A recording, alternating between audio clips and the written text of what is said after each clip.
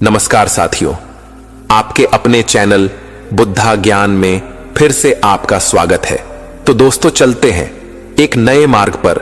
महान ज्ञान भगवान बुद्ध की सीख को अपने जीवन में उतारते हैं। मन हर समय दौड़ता रहता है, कभी भविष्य की चिंता में तो कभी अतीत की स्मृति में। यह अनियंत्रित मन ही हमारे दुखों की सबसे बड़ी जड़ है। बुद्ध कहते थे कि यदि कोई व्यक्ति अपने मन को जीत ले तो वह किसी को भी जीत सकता है, लेकिन यह जितना सुनने में सरल लगता है उतना है नहीं। मन को काबू करना एक कला है और यह अभ्यास मांगता है। जब व्यक्ति सुबह उठता है तो उसके मन में ही सबसे पहले विचार उत्पन्न होते हैं। वे विचार पूरे दिन के भावों और कार्यों का निर्धारण करते हैं।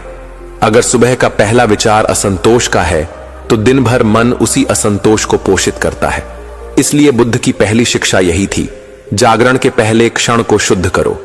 वह क्षण जब आंख खुलती है वहीं से साधना शुरू होती है। उस समय किसी भी इच्छा, किसी भी चिंता को पास आने मत दो। केवल अपने श्वास पर ध्यान दो। श्वास पर ध्यान देने से मन तुरंत वर्तमान में आ जाता है। मन की सबसे बड़ी कमजोरी है इसका भटकाव। यह कभी एक जगह रुकता नहीं है। इसे काबू करने की एकमात्र विधि है अवलोकन। बुद्ध ने विपश्यना सिखाई थी, देखना, लेकिन बिना प्रतिक्रिया के। जब कोई विचार आता है उसे देखो, लेकिन उसके साथ बहो मत।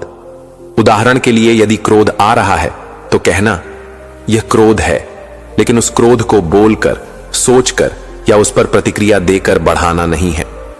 केवल जानना है यह क्रोध है। यह अभ्यास मन को विनम्र बनाता है।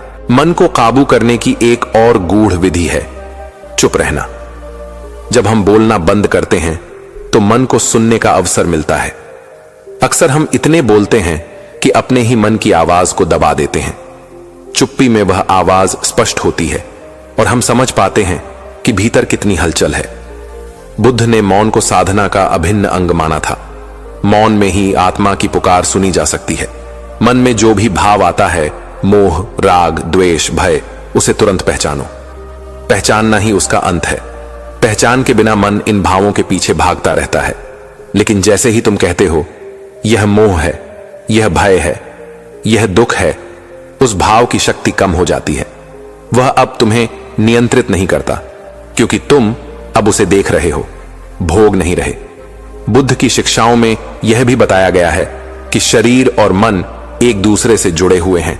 जब तुम शरीर को स्थिर करते हो, रीढ़ सीधी, आंखें बंद, श्वास नियमित, तो मन भी स्थिर होने लगता है। बैठकर ध्यान करना एक अभ्यास नहीं, बल्कि यह मन को प्रशिक्षित करने का यंत्र है। जैसे तलवार को धार देने के लिए बार बार रगड़ा जाता है, वैसे ही मन को धार देने के लिए बार बार ध्यान में बैठना पड़ता है। एक दिन नहीं, बार बार। और एक दिन मन भी झुकता है। मन को काबू करने की प्रक्रिया में सबसे बड़ी बाधा है इच्छा। हम हर समय कुछ न कुछ चाहते रहते हैं। बुद्ध ने कहा था, इच्छा दुख की जड़ है। जब तक हम कुछ पाने की इच्छा करते रहेंगे, मन अशांत रहेगा। जो है उसे पूरी तरह से स्वीकार कर लेना, यही सबसे बड़ी मुक्ति है। जब मन कुछ नहीं चाहता, वह शांत हो जाता है, और वही शांति आत्मा का असली स्वरूप है। समझ लो कि मन को हराना युद्ध से नहीं, प्रेम से होता है। जब तुम अपने मन को दोष नहीं देते बल्कि समझते हो, तब वह तुम्हारा मित्र बन जाता है। मन को समझो जैसे एक बच्चे को समझाया जाता है। वह भागता है, डोलता है, चिल्लाता है, लेकिन उसे मारो मत। उसे प्रेम से समझाओ, ध्यान से पकड़ो, और फिर धीरे धीरे वह शांत हो जाएगा। बुद्ध के अनुयायी जब ध्यान में बैठते थे तो घंटों तक केवल एक ही बात पर ध्यान देते थे, मैं कौन हूं? यह प्रश्न इतना सरल है, लेकिन इसका उत्तर मिलते ही मन शांत हो जाता है। क्योंकि जब तुम जान जाते हो कि तुम यह शरीर नहीं, यह विचार नहीं, यह भावनाएं नहीं, तो मन की सारी पकड़ ढीली पड़ जाती है। अब उसे तुम्हें दुखी करने का अधिकार नहीं रहता। मन को काबू करना कोई जादू नहीं है, यह एक निरंतर यात्रा है। एक एक कदम तुम्हें उस शांति के पास ले जाता है जिसके लिए तुमने अनगिनत जन्म लिए हैं। बुद्ध ने वही मार्ग दिखाया है। अब चलना तुम्हें है। तुम चलोगे तो हर कदम पर मन झुकेगा, और जब मन पूरी तरह झुक जाएगा तब तुम जान जाओगे, मुक्त वही है जो अपने मन का स्वामी है। अशांत मन को शांत करने की अद्भुत बौद्ध विधि। प्रारंभिक भाग।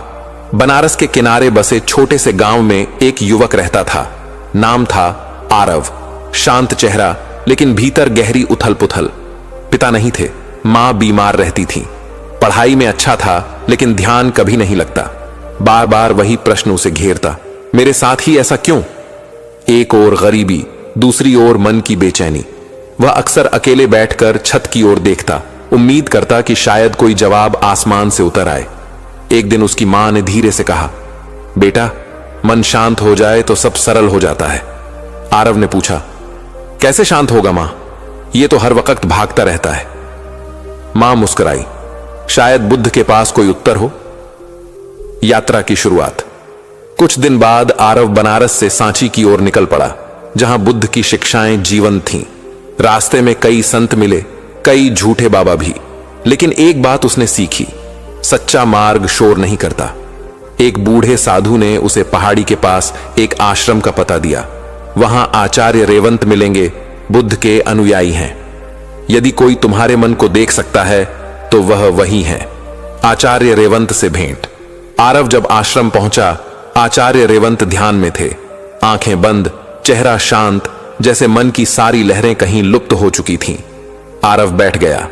कुछ घंटे बाद आचार्य की आंख खुली। क्यों आए हो? मन अशांत है गुरुजी, मुझे चैन नहीं मिलता। क्या खोज रहे हो? शांति। तो फिर चलो पहले अशांति को पहचानो। पहला पाठ, देखना सीखो। आचार्य रेवंत ने उसे 3 दिन तक केवल बैठकर आंखें बंद करने को कहा। कोई मंत्र नहीं, कोई कल्पना नहीं, केवल श्वास पर ध्यान दो। जो विचार आए उन्हें देखो, पकड़ो नहीं। तीसरे दिन आरव ने कहा, मेरे मन में बहुत गंदगी है। आचार्य हंसे, तभी तो हम नहा रहे हैं। यह ध्यान मन का स्नान है। आरव को पहली बार समझ आया कि मन को शांत करने के लिए उससे लड़ना नहीं, उसे समझना होता है। दूसरा पाठ, चुप्पी की साधना। आचार्य ने फिर मौन व्रत दिलवाया। 7 दिन का मौन, बिना बोले, बिना लिखे, बिना प्रतिक्रिया दिए रहना। आरव को पहले दिन ही बेचैनी हुई, लेकिन तीसरे दिन वह भीतर की आवाजों को सुनने लगा। एक पुरानी याद, जब पिता ने डांटा था। एक आहत भाव, जब एक दोस्त ने ताना मारा था। आचार्य ने कहा, यही आवाजें मन को अशांत बनाती हैं। इन्हें बाहर लाओ, लेकिन प्रतिक्रिया मत दो, केवल देखो। देखना ही साधना है। तीसरा पाठ, इच्छा का त्याग।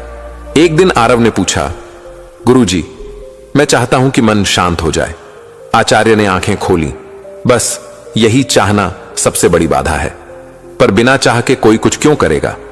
क्योंकि होना और पाना 2 अलग बातें हैं। शांति होती है जब पाना बंद होता है। आरव को गहरा झटका लगा। उसने ध्यान किया और पहली बार कुछ न पाने की कोशिश की। न ज्ञान, न चमत्कार, न आनंद, बस श्वास पर ध्यान। आंतरिक युद्ध। एक रात वह गहरी बेचैनी में था। मन जैसे शोर कर रहा था। क्या पा लिया? कुछ बदला? वह भागने को हुआ, लेकिन आचार्य रेवंत आ गए। क्या हुआ? गुरुजी, मेरा मन मुझे तोड़ रहा है। अच्छा है, जब तक मन तुम्हें तोड़ेगा नहीं, तब तक वह टूटेगा नहीं। उस रात आरव ने अपने भीतर की सबसे गहरी पीड़ा को देखा। एक निरर्थकता का डर। उसने रोना चाहा, लेकिन नहीं रोया। उसने भागना चाहा, लेकिन बैठा रहा। और पहली बार मन चुप हो गया। बुद्ध का ज्ञान। एक दिन आचार्य ने उसे बुद्ध की एक मूल शिक्षा सुनाई। यथा चा पालिपत्तानि सन्निवत्ता यथा कठा एवं दम्मा विसंयुक्ता मरणांता निसब्बदा। जैसे सूखे पत्ते बिखरते हैं, वैसे ही सब कुछ एक दिन समाप्त होता है।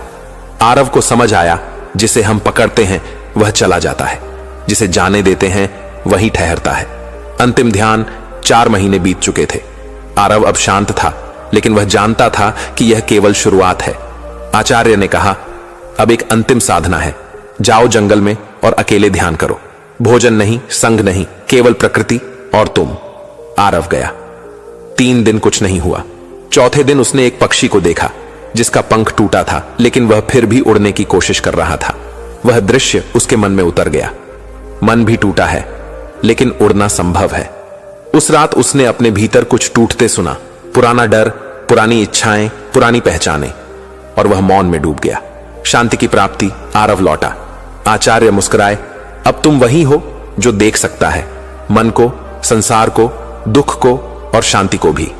आरव ने कहा, अब भीतर कुछ नहीं बचा, केवल एक गूंज शांति की।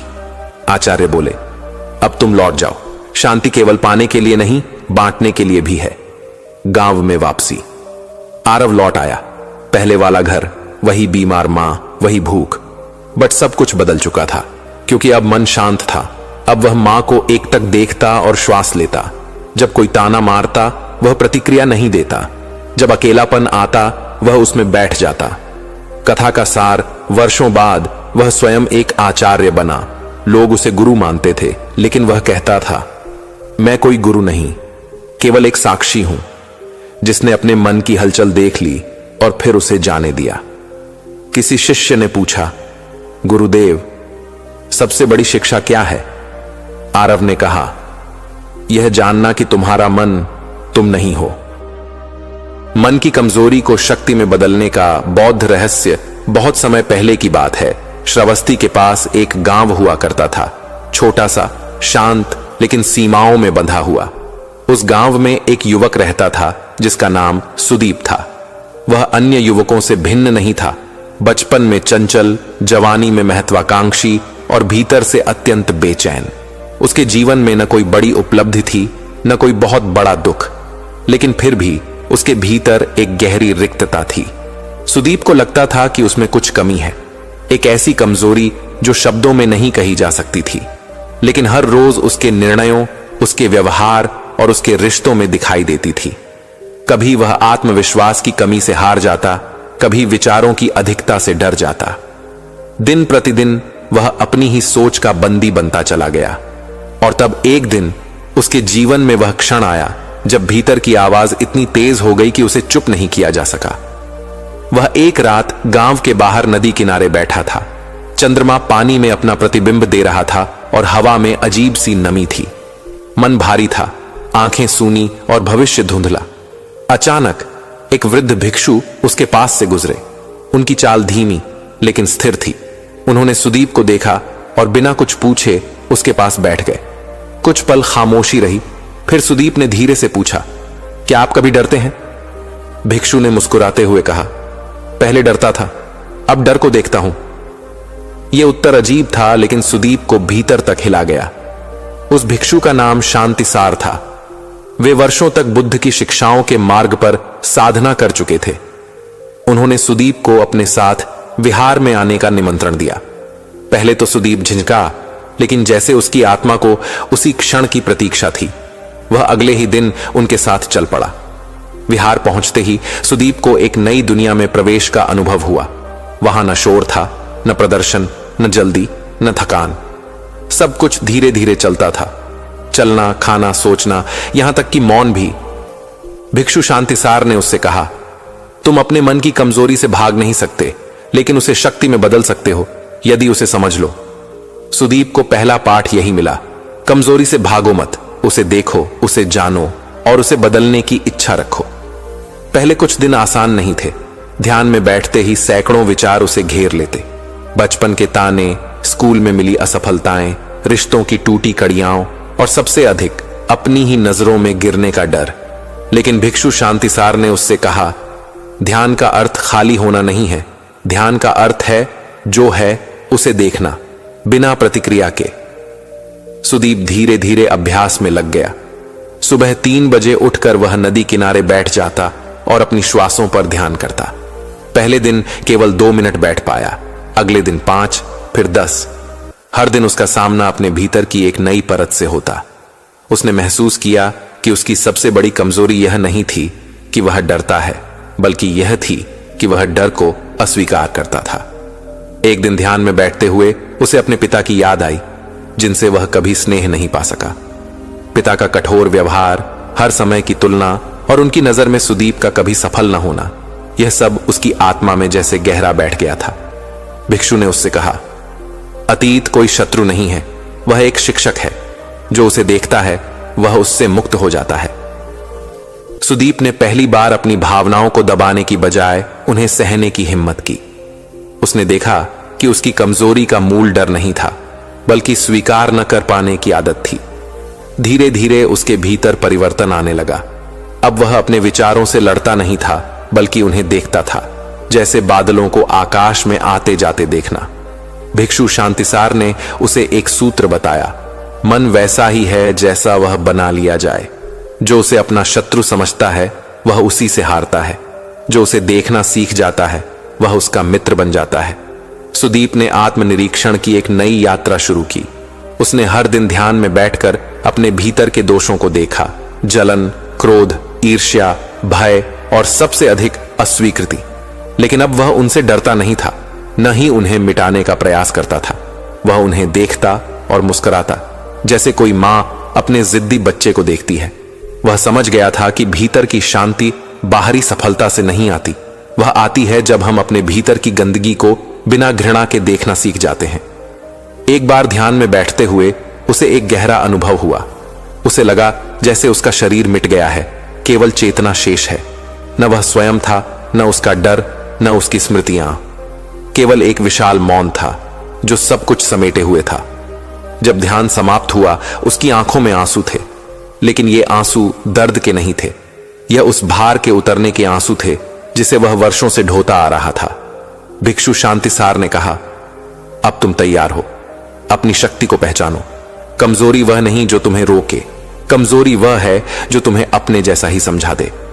सुदीप को समझ में आ गया कि असली शक्ति आत्मा की गहराई से आती है, और वह गहराई केवल मौन और समर्पण में मिलती है। अब वह गांव लौटा, लेकिन एक बदला हुआ व्यक्ति बनकर। लोगों ने उसे पहचाना नहीं। पहले जो युवा झुका झुका चलता था, अब उसकी चाल स्थिर और आंखों में स्थिरता थी। लोगों ने उससे पूछा, क्या तुम कोई साधु बन गए हो? उसने कहा, नहीं, केवल मन से परिचित हुआ हूं। वह अब गांव के बच्चों को ध्यान सिखाता, वृद्धों को उनके अतीत से शांति से जीने की राह बताता, और युवाओं को सिखाता कि कमजोरी कोई अभिशाप नहीं, वह